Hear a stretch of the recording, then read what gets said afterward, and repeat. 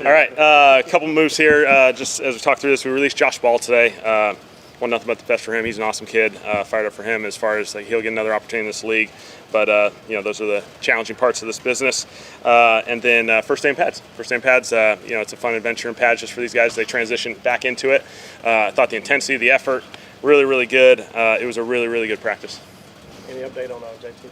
JT? Yeah, we'll just evaluate it. I don't think anything too bad, but we'll see. It seemed like there was some more downtime in between sessions today. Was that kind of by design? We had a little bit extra, we call them TV timeouts just for the water breaks, just to have a little bit more window there. And then we had the one-on-ones with the defense and offensive line. We wanted to extend and make sure they got their full allotment. So 7-on-7 ended. We just wanted to extend that a little bit more. Did any group especially grab your attention that's a positive today? I think it's always fun to see the trenches, the first day of pads. I think our defense line just did a phenomenal job, engaging, beating everyone to the punch. Really physical battle between both sides of the football. I thought both sides had some goods and some bads, and that's the beauty of this. Do you feel like after just after one day, but do you feel like you got a better idea of kind of where you stand with the run game in terms of laying that foundation? We'll see. There's still an installation process that we're still going through with all the rest of the next week really. But I thought it was a great foundation. It was a great first day. Again, really physical battle, and that's what we'll need the rest of the way through training camp. When you see some nice moments from a guy like Marcus Yarns, drafted free agent rookie coming in and trying to vie for a spot, what kind of stands out to you? Yeah, just great opportunities, and anytime you take advantage of them, more opportunities naturally present yourself, and so I think we'll have a number of guys have those moments throughout this camp. Were the one-on-ones with the offensive and defensive line, they doubled up? Was that just to foster the competitiveness of it all? Yeah. I was down 7-on-7, so I didn't see how everything transpired over there. But obviously, we're just trying to get as many reps as we can, try and maximize our time with those guys. And so, we're going to go for that every time. Sick for Joe Diggs. He's gotten a bit of run in camp. What's kind of addition for him? Really solid player, edge player. We obviously liked him coming into the draft process. We were fortunate to get him late, in the 7th round. For him to still be available was really surprising for us, an awesome opportunity. So he's hopped in there. He's done a nice job. Just on first look, did it appear that Carl Granderson had a good day? Yes. Could you talk about it, your impressions of him so far? Yeah, I think our edge rushers, it's just a really good group, and certainly what those guys are doing. Grando's, leading the way in so many ways. His physicality and his play effort stands out each and every day, and so we keep trying to highlight him as much as we can in the team meetings, because if he plays like that, special things are going to happen when everyone else starts playing that way. Now we're rolling. Chase was saying how much you like watching Khalil Mack. Does that make Granderson the Joey Bosa in this comparison? I don't know. That's just a personal preference maybe for Chase, but those guys obviously we feel great about them. Carl's spoken pretty openly. Sorry, following up on JT, Greg, can you say what the injury was or what? Yeah, it's just a lower deal, and so they'll evaluate it, they'll figure it out, and I'll update you tomorrow once we get the clear plan of action.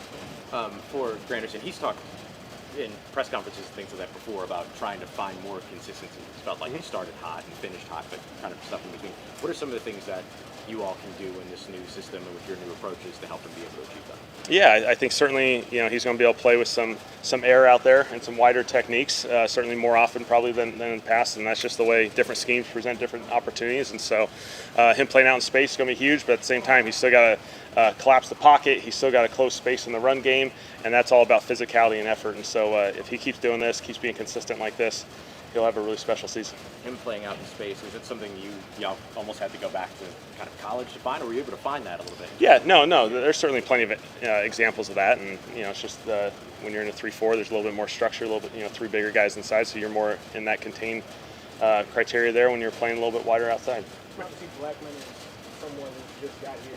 How much have you seen him grow, maybe even in his understanding of these things in a few days? Yeah, Julian's been awesome. Really special to see a guy who just hops in here. Literally the first day he showed up, he's already in team, taking reps, taking advantage of opportunities. He had a nice pick here yesterday in the red zone, which was really more of a spectacular play than anything about the thrower or the receiver. He just made a really spectacular play, and so obviously we feel fortunate that he was available this late in the process, and he'll be a big part of this thing. Kellen, Devon Godchaux's power is hard to miss out there. When you guys switch to the scheme that Brandon wants to run, did you go through a list of potential nose tackles, or was there something special about him that was on your radar? Yeah, certainly we went through just the discussion of what the criteria is by position and kind of detail that out. We felt like we do have some good guys here who are still in place that can play that role really, really well. Certainly, Gachow's one of the premier players in this league as far as playing one of those interior run-stopping spots. And so, we felt, we played New England. Every time we played New England, it felt like it was a battle to get anything going inside because of him. And so we were fortunate to get him. Do you recall the conversation that he brought up during his introductory press conference between you and Brandon Staley and talking about? I don't. He said something about being like in the trip to take on the Patriots, about y'all having a conversation about how, hey, we're not going to be able to run with Yeah. the middle or something like that. Yeah, for sure. Talked every day about the emphasis on recovery and injury prevention. With Bruce and Rashid specifically coming off the injury, you've seen them with the 2s and 3s at times. What's the plan for those guys? Yeah, I think the biggest thing this early in the training camp process is just trying to rotate these guys as much as we can and get different guys different opportunities. And so, maybe a little bit different in some places like, Sheed and, CO, they're going to maybe take a rep with a 2 or a 3 group. Doesn't mean anything for anyone. We're just rotating these guys as much as we can, give them different opportunities. And as it progresses, you narrow your focus a little bit more, but it's been good. What like we saw the ball on the ground a decent bit today, some punch outs. Is that Yeah. something where you focus on it with the offense, or you applaud the defense? Like, how do you? Yeah, it's one of those things. It's always one's good, one's bad. You get to play in the middle of those two things, and so defense did a phenomenal job. A couple of them are kind of late in the process, which is a good training for the defense, but also the offensive ball carriers.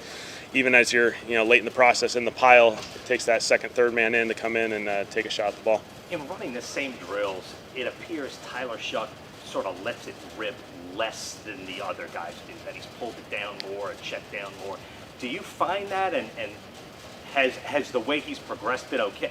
Is risk averse okay at this point? No, I think Tyler's done a nice job. He's communicating at a really high level. He's making good decisions. As we go through, we'll just continue to evaluate each and every day. These guys will grow every day, and every opportunity, especially for Tyler, being his first time rookie year training camp.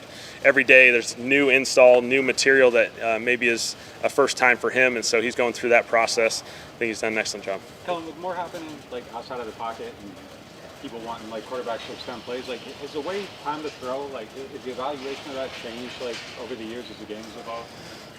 Yeah, certainly there is some extended plays that happen. Certainly in Philly, like Jalen was going to extend a lot of plays, and so technically that number is always going to be high, no matter what you did in Philly, just because he had that ability and he made some big time plays off schedule, and so it's something to always keep an eye on.